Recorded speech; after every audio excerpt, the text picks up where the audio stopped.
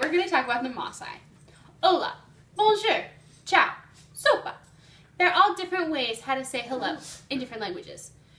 But I'm only going to talk to you about one, and the people who use it. Now imagine not having running water, or electricity, or even a bathroom within 10 miles of your house. The Maasai have lived like this for hundreds of years. The Maasai are a warrior tribe located in eastern Africa. Their age rules and diet are very different from the culture that we live in today. When a child is born, they are born into an age set which stays with them until they die.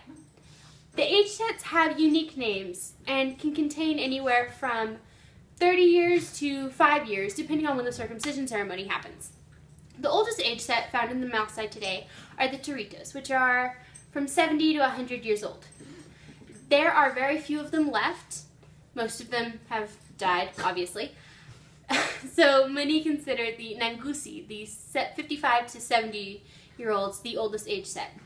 The youngest age set, which would be what most of us are right now, are the Ilki Mayana, which are from 14 years old to 20 years old.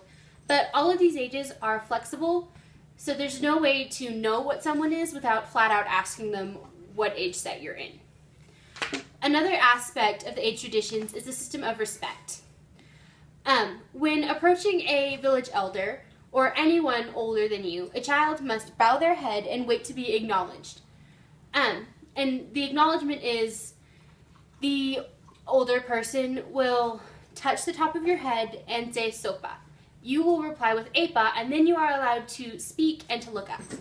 Until this point, you are not allowed to even be recognized.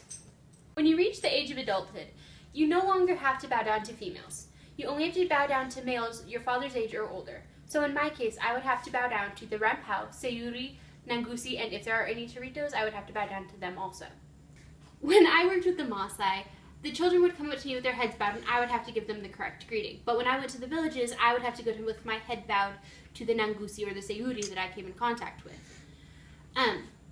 Now to you, this all may seem strange, but this is how they live their lives. Another interesting part of their lives is their food. According to an article on everyculture.com, the Maasai diet consists of meat, milk, ugali, and blood. The meat is usually from cows, goats, or sheep. Mostly cows and goats. They don't like sheep as that much. Ugali is a maize-like substance that they eat at almost every meal, usually with a glass of milk. Thompson Safaris, a company who has been working with the Maasai in Tanzania for over 30 years, state that milk is a huge staple among the Maasai diet, and they drink either fresh milk or sour milk in a yogurt-like form. Tepilet Ole Seuti is the author of a book entitled Maasai.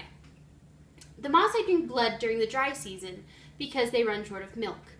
Blood can come from either the killing of an animal or by piercing the jugular vein on the neck, catching the blood, and then patching the animal back up and sending it out to pasture, which is what is usually done.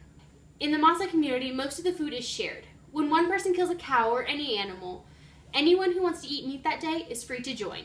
When I was in Kenya, our translators would only eat meat every few days, while us Americans ate meat at every meal. When we asked them about it, they said it was because they had eaten meat the day before, or even the day before that. Now, to the Maasai, cows are everything. If a Maasai does not have a cow, they're considered very poor and usually an outcast in society. Whenever they kill an animal, especially a cow, it is only for ceremonies or special events. When they do kill an animal, every part of the animal is used. When we killed a goat, the Maasai saved the skins to be used for clothing and other things. The bones were saved for tools and jewelry, and everything else, including the organs, they ate. The organ stew they made is a delicacy, and the children there love it. Some of the things the Maasai eat seem normal to us, like maize, ugali, and the beef, while other parts, sour milk and blood, are not common at all. The Maasai age rules and food can be different in some ways, but they're also similar in other ways to our culture. The age classes and the respect each is due is very important to the Maasai. So important that when we attempted to follow these age guidelines, they were filled with pride and excitement that somebody even cared to try something that they cared about. Their food is different, I will give you that, but I can guarantee that our food is different to them. I will leave you with a quote from David Rockefeller. I'm a passionate traveler, and from the time I was a child, travel formed me as much as my formal education. In order to appreciate cultures of another nation, one needs to go there, to know the people and mingle with the culture of that country. Ole sere.